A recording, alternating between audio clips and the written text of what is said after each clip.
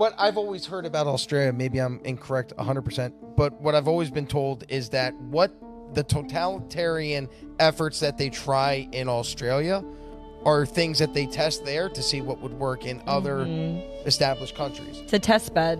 It's a test bed, Bring it but to places like the United States. So how far off are we from digital ID? Well, How far off are we to giving up land? Rob, and it keeps going down. I'm telling you right now, guys. I know I just said it, but having an armed, civilian population is the only reason they haven't completely taken over, because they would do exactly, you just nailed it. Whatever they're doing there, they would do here, but they know if they get to a certain point, everything is finito.